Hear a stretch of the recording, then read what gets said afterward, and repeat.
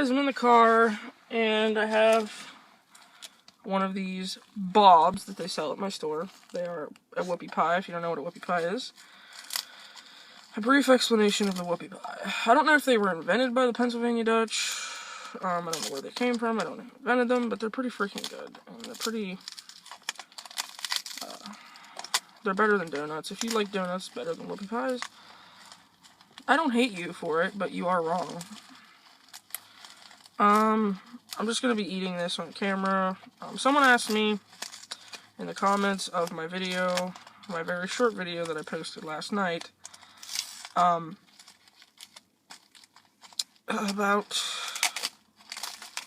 I should talk about some defining moments of when I was a kid.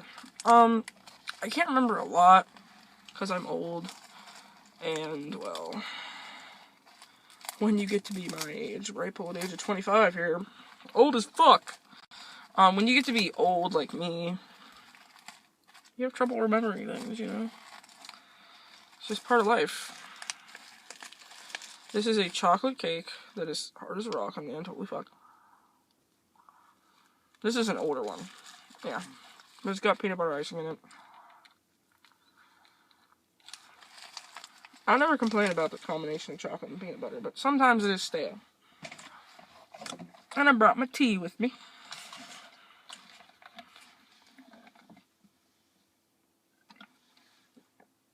I'm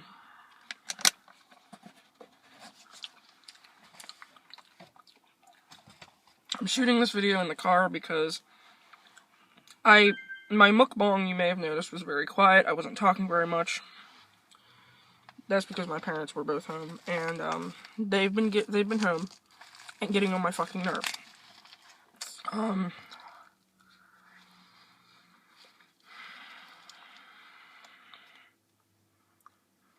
And I guess this video is kind of going to be about my parents, or like how I grew up and stuff. I grew up kind of traditional, but at the same time, it depends on what your idea of traditional is, I guess. I grew up in a small town in Pennsylvania called Orbezonia. I still live there today. I'm trying to get away from there if I can help it. I used to drink iced tea, eat Hot Pockets and Little Debbie's. I used to hang out with friends and go fishing and go swimming in the creek, and I'm sorry to say that I don't have a very interesting teenagerhood, because other than being picked on, which I discuss in my video called The Rumor Mill, which I'm going to link in the description for some of you that have not seen it. Who sent me what? Oh yeah, I have to tell my mommy I got to work so she knows I made it.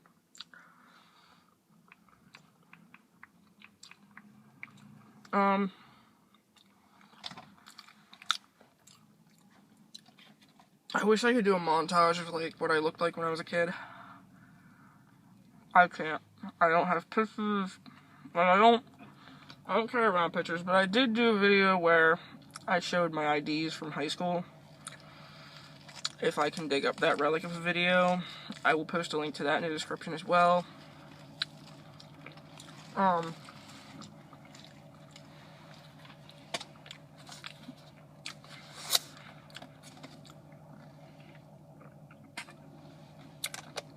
Something I've never talked about is I used to get corrected or spankings when I was a kid. This is the part that's going to piss some of you off. I don't have a problem with spanking. The thing that I think negatively impacted my mental state was more so the yelling and the way my brother treated me, which my mom corrected me. He was downright abusive. My father would scream in our faces, but he was not usually the one that gave the ass whoopings, so to speak, but my mom, yes, I got hit with a switch. I got slapped across the face.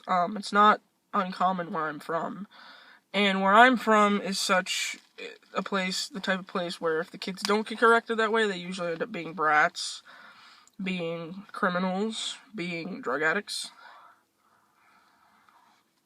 I know not every kid needs to be physically disciplined, and sometimes I didn't feel like I should have been physically hit. But they couldn't not hit me for something that they just hit my brother for, because it wouldn't be fair. And if they wouldn't have hit him, he wouldn't have listened at all. He's much more, thick-skulled than me.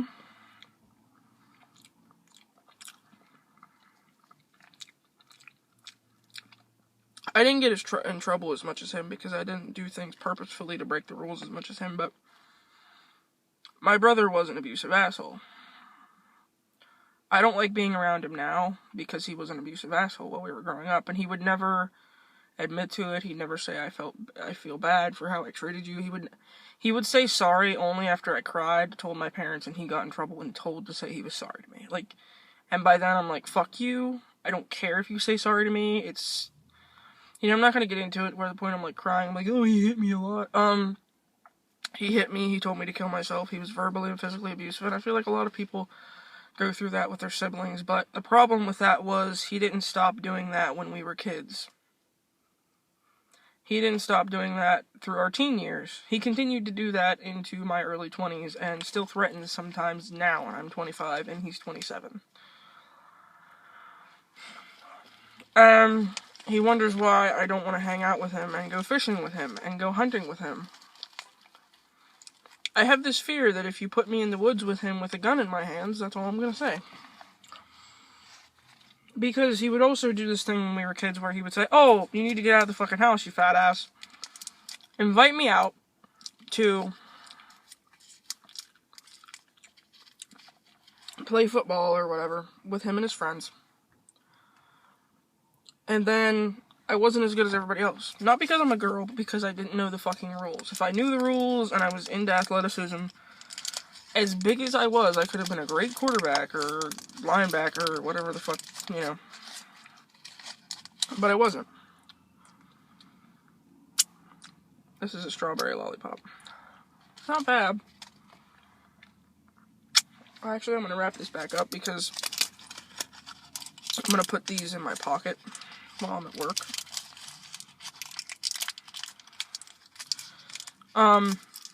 And yeah, he would, when I wasn't as good as everybody else, which he had to have known I wasn't gonna be, he would talk down to me and tell me to get the fuck out of there and go the fuck home, and then he would say, oh, well, you're just a pussy for actually leaving. I'm like, my brain does not get, you're gonna tell me you want me to come play and hang out with you and your friends. Then you're gonna tell me I'm a worthless piece of shit because I don't get the rules because I've never played before. And then when I leave, you're going to call me yet another series of fucking insults because I don't want to stand there and be insulted for an hour? Excuse me, fuck boy, get the fuck away from me.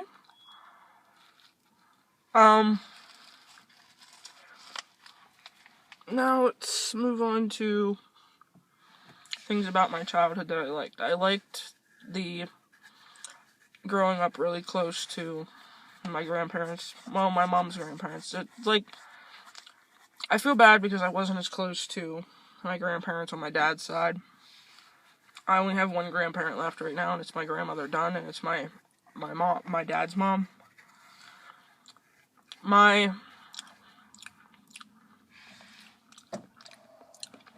There are people out there who have their grandparents well into their 30s.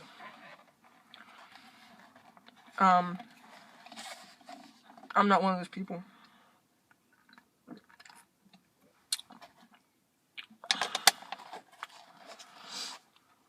I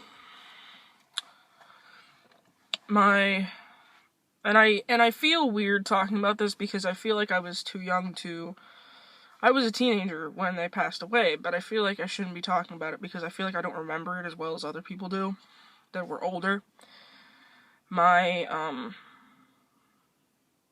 Actually it was weird because my pap, and these are going to be kind of things that, like, I remember a lot, not because they were negative necessarily, but because they were moments where my brain heard this news and went, oh shit. When I was about 9, 10, or 11, my pap got a brain tumor. He had it removed, and I say removed because they made it seem like they got it all, I guess. The doctors made it seem like they got all of the tumor out, but they didn't, and it regrew. And it came back with a vengeance, and my grandfather kept getting worse and worse. And my grandmother, pretty much took care of him with the help of my Uncle Adam and my mom. Before he had a brain tumor, he had a stroke. I think he had a heart attack, but I'm not sure. And he was having seizures and stuff. He was diabetic. It was, and he wasn't really that old. He was only 50 something. And he was a tall guy. Like, when I'm talking about, like, helping them, they had to help him go, like, walk places sometimes. This is a guy that was probably about 250 or something. I'm not sure how much he weighed. He could have weighed more than that. Could have weighed less. 6'6", and he's slowly becoming weaker, and people have to help him do things, which I feel like when I say that, it sounds like I was like, oh, that sucks, like I don't care, but I did care. It actually kind of, when I saw him have seizures a couple times, and it stuck in my brain forever.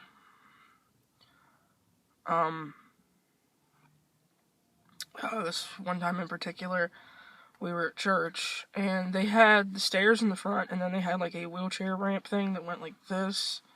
Like, it came down this way, and then turned and went that way. On the side. Not really the back of the church, but off to the side.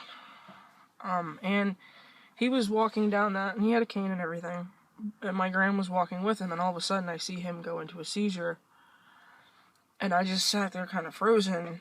And I could have been helping. Like, I was, like, probably 11 or 12, but I was a big 12-year-old, I could have helped, like, somehow, but I just froze. I was just like, and I feel like shit when I think back at moments like that, because I could have helped. I keep checking my phone, by the way, not for messages, not for texting, but I have to make sure that I'm inside there by 4:30 so I can clock in and stuff. And it's 4:11 right now. So, anyways, he had a brain tumor, and it was getting worse. And then, the reason, we had a scanner. Up until about 5 years ago, you could have a scanner in your house, and you could hear the, ER calls, the emergency calls, the fires, the heart attacks, stuff like that. And now you have to have, like, a digital one, and they're more expensive. I don't know how, But we used to have one of those. And we knew every time there was an ambulance up at the house. Every time there was a call up at the house. And normally, if there was, it was my pap. It would say mail. But the morning that I woke up to the sound of, I think it was November 4th of 2004. I do know that I was 13, so it was 2004 and it was November. But, yeah. I woke up to the sound of my mom climbing the stairs and saying, no, no, no. It was the first time in my life that I've ever, like, sprung out of bed instantaneously. My grandmother had a massive heart attack. She had never, that I remember, had anything where she had to be taken out in an ambulance before. She passed away. And I think that led to my pap, giving up. Which I totally understand. If the person that loved me more than anything in the world and the person that I loved more than anything in the world gave up and stopped, wasn't there anymore, I would probably give up. I wouldn't want to fight, and especially not with something like a brain tumor. I'm not saying he gave up, but at the same time, I would understand if he did. But at the same time, it was a brain tumor. It's something that very, very often becomes inoperable. He ended up going to J.C. Blair in Huntington, in the Huntington Manor, and before that, he was in Chambersburg, and I think there was one other place where he was in. And it was basically like a nursing home, but it was in a hospital. And we went to see him probably 3 or 4 times a week. And it got to be the point where we were kids and we just didn't want to go all the time. We wanted to stay home for once, but I'm glad. I'm so glad my mom made us go, because otherwise I feel like we would have, like, lost our pap. Like, we wouldn't have... It's weird to see someone slowly go, but it's even worse if you don't go see them in the hospital. It's even worse if you don't, you know. And, in that period of time, my Uncle Adam also became sick. I forget when. I think I was like, because I was 13 when my grandmother died. I think I was 15 or 16 when my pap died, and around the same age when my uncle died, 16 or 17 maybe. My pap done died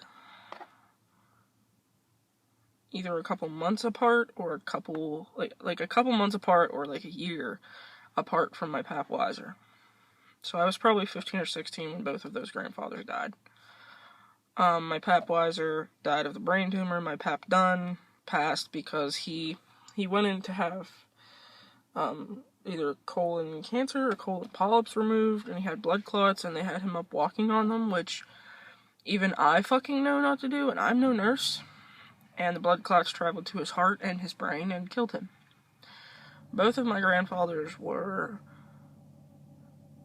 really tall guys. Like, that's something I'll always remember. Like, it's interesting because both my grandfathers were like 6'6", and both my grandmothers were like 5'5", 5'4". It's kind of interesting to me when I stop and think about it. But my Uncle Adam became sick, and I'm pretty sure he had lupus, but that's not what killed him. He had kidney failure, had to go for dialysis, then he had, I think, either a triple bypass or a quadruple bypass, I'm not certain.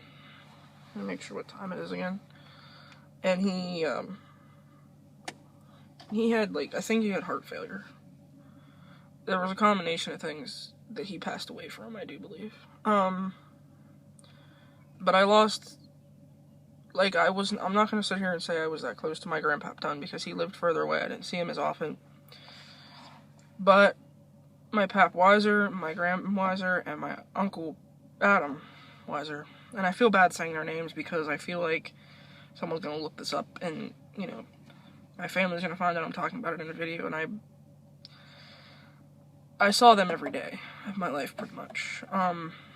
This is something that I'm going to talk about. But when I go to funerals, when I go to viewings, when I lose somebody that is close to me, or even somebody that's not, I've never cried. I go numb. I go into, like, a dreamlike state. And I know I'm not the only person that has this happen, but I remember being at my grandpap Weiser's funeral, or his viewing. I forget if it was, I'm thinking it was a viewing because I was inside. And I just remember I fell asleep and I woke up and I must have been snoring because everyone was, like, looking at me really angry. And I was only, like, 15, which, consider, like, I'm 25 now, so 15 did not seem that old, but at the time I was like, oh shit. And I felt so bad, and people probably thought that I wasn't taking it seriously, that he was gone, and I was. I absolutely 110% was. I just go into this, like, dream state whenever I'm, you know, whenever I lose somebody. It's not that I don't know that they're gone. I absolutely 100%. It hits me. I'm aware that they're gone. I'm aware that they've passed. I'm aware that they're dead. I just don't cry. I don't mourn like other people. And it's always bothered me. But at the same time, how I react to things, I can't help that. I'm trying to remember other things because I don't want this video to be all sad, depressing things. But these are things I've never talked about, so I wanted to talk about them in a video. Now we're going to when I started driving and stuff, and when I thought the rumor stopped, when I was in school was like, I was like 17, 18, 19 when I started driving, probably 18.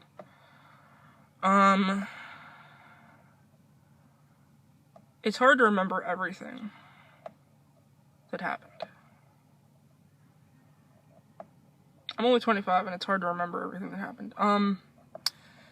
When I was like 17 years old, or 18 or whatever, I started hanging out with, I was friends with this girl named Whitney. I'm gonna give names this time, Whitney Moore.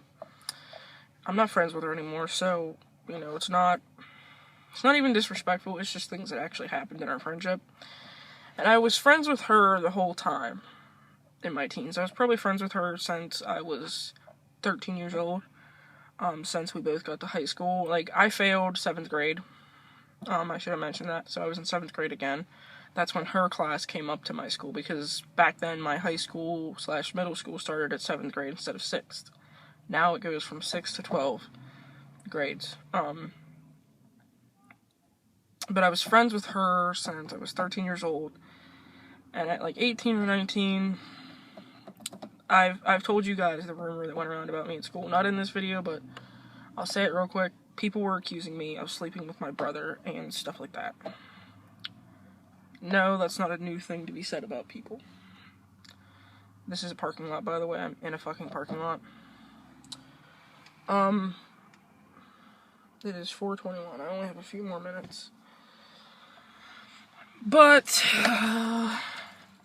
I had thought that rumor died down. I thought people stopped paying attention to it because it was getting to be very close to graduation, and I graduated at 19, so at 18 I would have been in 11th grade, so people should have known, just stop with the fucking drama. We're all 18 and 17 years old, just stop being fucking petty. But no, she had dropped out of high school a year before, or maybe it was 11th grade, I forget. She either quit school in 10th or 11th, and she wasn't in school anymore, so from 11th to 12th, I didn't have any, friends. Like, I sat with this group of people all the time, but they weren't my friends, because I don't talk to any of them anymore, really, and I don't have a problem with them, but they were all really drama-attracting people, and I would just sit there and watch and listen and observe, which wasn't, still isn't good, because that technically means you know everything, so technically you're involved, but I just kind of wasn't involved in it, really.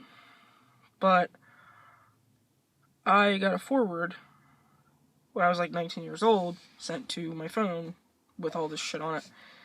And at the time, me and her had not spoken.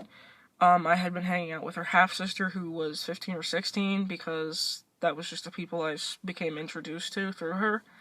And they lived closer. At the time, she was staying with this guy somewhere else.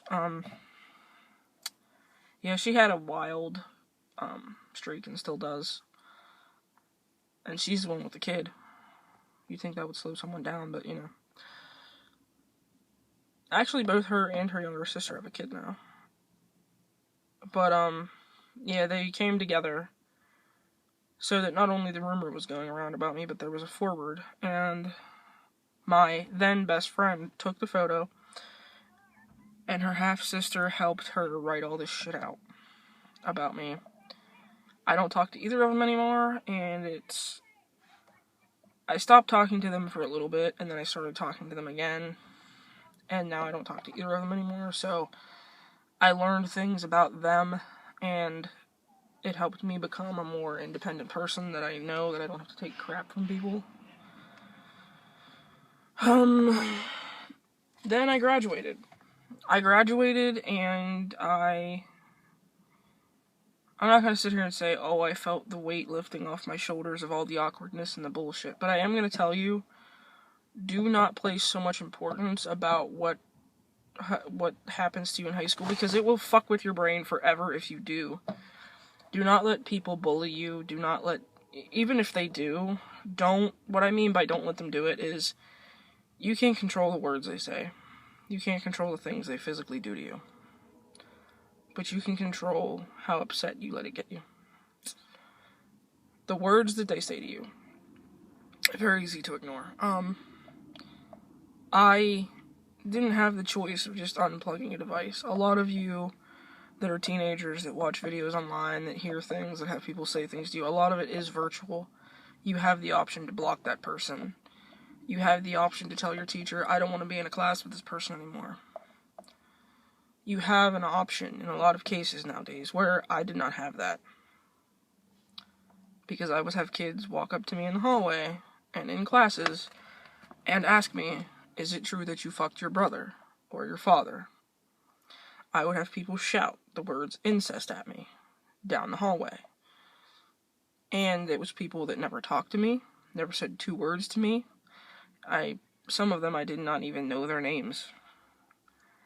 They would do it while I was walking down the hallway, minding my own business, going from one class to another. And I slowly became numb to it, but at the same time I was becoming more aware of the fact that everyone in the school must think this about me. That's another thing that's not true. There's some of you out there right now that are going through horrible drama, going through horrible things, and it seems like everyone in the school thinks these things about you, and I'm going to tell you right now, it's probably not true. Unfortunately, you can't just walk up to people and be like, have you heard this rumor about me? And if they say no, you can't just, be friends with them based on that, because, you can't just say, oh, who's heard this rumor and who believes it? You kind of have to not trust anybody. I went through high school not trusting anybody, and it kept me from getting hurt in any other ways, but I wish I wouldn't have had to do that. I wish I could have made friends like other people did. I wish I wasn't the weird outcast girl in some ways. But at the same time, the friends I did make, like I said, I don't talk to them anymore. I don't see them. I don't hang out with them, so anyone I would have made friends with back then, I probably wouldn't talk to anymore. So I will. And after graduation, I have about 4 more minutes to talk about this shit. It's actually 4:26, so I'm going to give myself till 4:28. After graduation, my life did improve a lot. I didn't have the drama following me around. I didn't have the bullshit being said about me. I didn't have people constantly yelling insults at me, and I just wasn't, the same person I am now. This is trash and I don't want it.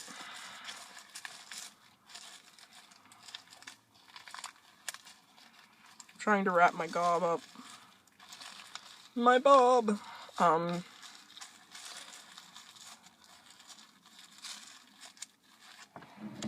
Actually, guys, I'm gonna go because I just feel the need to go. I may do this. I may do a 2-part video, I'm not sure. If you want to know more about my life, more about my teenager-isms in my life now, I can do a video about it again, and you guys can be all left in on all the little secrets about me. If you want to know more about me, just leave a comment saying so below. I will see you guys in the future. As always, I appreciate your views, your comments, your feedback, and your likes, and your subscribes. So, see you guys in the future.